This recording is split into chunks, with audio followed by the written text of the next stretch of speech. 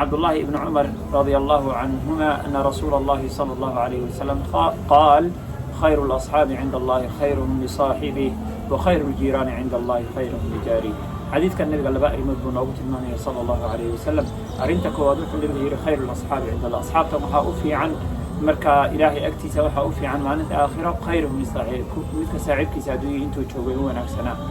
marka midka saaxiibkiisa ilaahay subxaanahu watacaala markuu adduunya jooga alla dartii u caawin jiray dhibta uga dulqaadi jiray u wacdin jiray u asxaan samayn jiray nolosha noocyadeeda kala duwan iyo caawimaad nooc walba hadday noqoto markaa siin jiray وخير الأصحاب عند الله وخير الجيران عند الله جيرانك يدرس كان وحا أفي عن إلهي أكتسا خير من جاري midka deriskiisa u wanaagsanaa markuu adduunya joogay oo adduunya markuu joogay buu caawin jiray dhibta ayuu ka dulqaadi jiray wax alla wixii derisnimo uga soo baahnaan buu siin jiray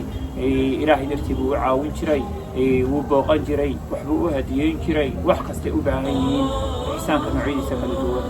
kala duwan oo dhan buu u samayn jiray marka ikhwaani haddaad jeceshihiin inaad ilaahay subxaanahu watacaala agtiisa dad la mahdiyo oo ajir wanaagsan la siiyo inaad noqotaan labadan shay ha laydinka helo oo addee saaxiibkaaga u wanaagsanow oo alla dartii ugu wanaagsanow wax kastaa samaynaysa ilaahay dartii ugu qabo noocyada wanaaga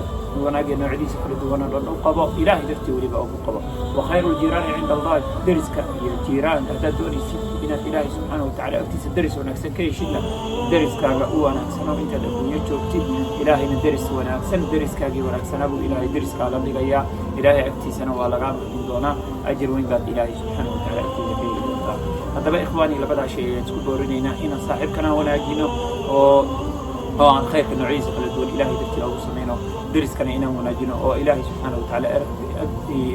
watacaala dartiisa aan wanaag iyo noocyada kala duwan ee ihsaanka aan u samayno بارك الله فيكم جزاكم الله خيرا. بدأ شيء حقوق أسعار